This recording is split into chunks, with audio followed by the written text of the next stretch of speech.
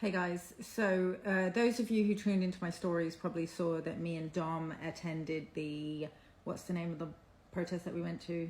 The Fauci protest? Yeah. The Fauci protest? Is it just called that? I guess. So basically Dr. Fauci was speaking here in Sarasota yesterday. At the Van Weasel.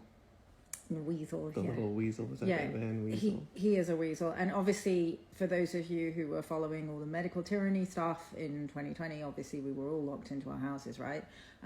You'll know that he is responsible for millions of deaths and medical injuries here in the US and also worldwide, because obviously it was a global mission, and we're already living under like a one world government and with just the illusion of nation states.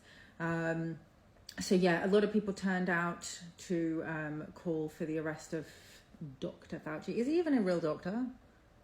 I don't know. Probably got the same medical degree as Bill Gates. I think he might actually be a medical doctor, but yeah, it was just interesting because, as you probably saw on the stories, it's just embarrassing to see how many people in the medical freedom community have been hijacked by the whole Trump QAnon psyop, and how many people were actually like just waving US flags and were not genuinely awake. Like if you're a genuinely awake person, you would recognize that anarchy is the only way forward. Anarchy doesn't mean chaos, as some people like to think. It just literally it's just the belief in the fact that governments basically operate like mafias, which is what they do. And nation states are just, artificial lines drawn by global elites to keep people in check and to designate some people as having rights and others as having no rights, as we're seeing with the whole immigration thing. So, you did a great job of like talking to some of these people, babe. Thanks. Yeah. Do you want to share some of the stuff that happened? It was cool. Some people saw my sign that said, it was the Open VAERS sign, which is a link to the government's direct database on vaccine injuries and adverse events. So that shows that there's millions of deaths, millions of injuries and stuff, and I'd also said on my sign that it was millions murdered by Trump and Fauci. And so people saw that and they were getting triggered. They're like, what do you mean? He didn't know better. He was deceived by Anthony Fauci. He was just following orders. Blah, blah. I'm like, bro, he's been president twice and he still hasn't arrested him, even if he was deceived. Like, come on. He's a Jesuit Zionist all day long, committing genocide. Anyways, and so this one older guy came up to me and he was initially triggered, like, what do you mean? Like, what the heck? And I was like, how do you not realize this? And then he's like, wow, I'm going to look at, and I mentioned to him that, MAGA is the highest rank in the synagogue of Satan. And you can't even say that on X, you'll get. Which guy was this that you were talking to? He was he said he was the Trump advisor for the state of Florida back in like 2016. Yeah, so there were definitely some influential people who have a lot of reach and a lot of influence, not just within politics, but also within certain activist communities.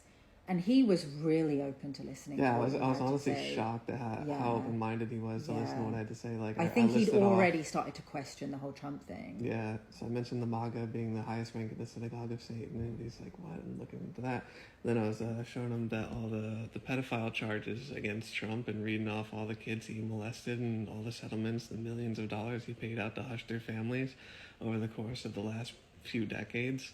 And he was just like a deer in the headlights. He's like, holy crap, I'm going to look into this. Like, thank you so much. He's like, I gave him all my contact information. He's like, we'll be in touch. Like, he's like, I got to look into this. Like, and he's like, I'm deep in this. I think he has like a website and like maybe a podcast or something even too. So it was really cool. And I woke up a few people like that. Yeah. Really he said he was an evangelical Christian, which, like, I have my issues with Christianity, and evangelical Christianity particularly. Like, I don't have any personal hatred or vendetta or prejudice against anyone of any religion, but I do think that a lot of these religions have major distortions. And I've spoken on my podcast before. It's actually before the podcast was relaunched, but if you go back like a year back on, I think it was my video on twin flames. It was like a video where I was talking about twin flame universe, and then I also was reacting to some reels on Palestine. And in that video, I basically share evidence of how evangelical Christianity, which is a branch and subset of Christianity, was created by a dude who was actually a Satanist, and he was actually in the Church of Satan.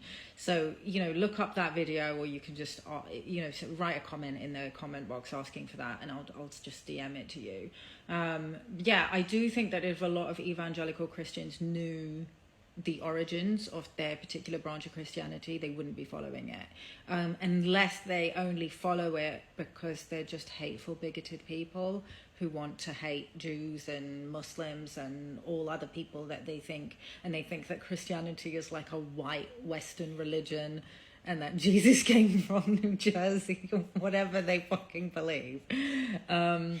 But yeah, there were a couple of people that came up to you who were really triggered. Yeah, like one woman like stormed off like shaking. I don't know what her issue was. I think you said something about how like Trump is a Zionist, and she was like, well, that's the difference between me and you. And she stormed off like shaking, and I'm just like, are you a fucking Zionist? Like, she later like kept trolling me too, because like a bunch of people kept coming up to take pictures of me with the signs because they agreed with them. I don't know if they all necessarily saw the little piece that said Trump was also the murderer on there. Yeah. But anyways, that lady was coming up to us while we're taking photos and be like, look at that sign. Do you agree with that? And they still took photos with me, so it was cool. I don't know how people are so stupid, because if they support medical freedom, how can they support Donald Trump, who's literally pushing the jabs? And for those of you, look, I know some of you don't understand how these two agendas are connected. You need to be watching my long form content, okay? I've been mapping all of this out for years, since like 2020. This is all part of the Messianic deep state agenda, okay? Greater Israel is going to be the center of the New World Order. And that thing that they were getting everybody to take is either the mark of the beast or it's the precursor to the mark of the beast, okay? And it's got nanotech, and it's all part of this whole AI control grid that's going to be the way that they enslave everybody, okay? The Great Reset, the Fourth Industrial Revolution, the Fourth Reich with the Roman salute, the Nazi salute, it's all part of their messianic plan, okay? They've been setting this up for a long time, maybe even since ancient times. It's probably even like ancestral bloodline wars that have been set in place long before we ever got here. But it's too much for me to go into in these short reels, but my long form content maps it all out. And if you watch, the more of those videos you watch, the more you'll start to build up a picture. And I've also referenced other people that are talking about this as well, so you can look them up and see how all of this is connected, okay? And when you get that, you'll understand how Palestine is everyone's issue, because them clearing space for their Greater Israel project it's not going to just stop at Palestine. And once they get rid of Dome of the Rock and build a third temple, we're all fucking cooked, guys, which is why we have to stop them. That's why we have to organize and stop them. That's why they're getting so scared now and talking about how homegrowns are next, and they're going to start deporting US citizens, because you guys, US, particularly white citizens, are literally in the belly of the beast. And those of you that have political influence as well are also a massive threat to the system. And obviously, I know a lot of you have golden handcuffs and can't speak about anything political, or you'll lose your job or whatever. But just wake up, because we're all fucking cooked. Your kids are cooked if we don't get organized and do something about this. So I do think a lot of the Trumpists can be reached.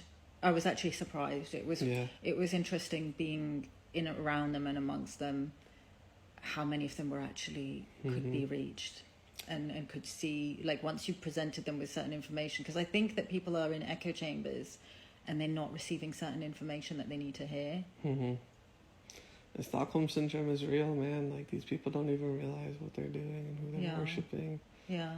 Satanic, pedophile, Zionist, like. And he does the Roman salute too, and people don't notice it. Like, he'll get out of a limousine, he'll put his hand out like this, and then be like, oh. Yeah. It's just obvious, like the symbolism. Even Andrew Tate, a lot of people worshipping Andrew Tate because he reverted to Islam and he's speaking against the genocide. He's a Mason, guys. Like, I shared a video on my Facebook where he's literally doing that. Hold this phone, babe, I'll show you. He's literally doing the symbol.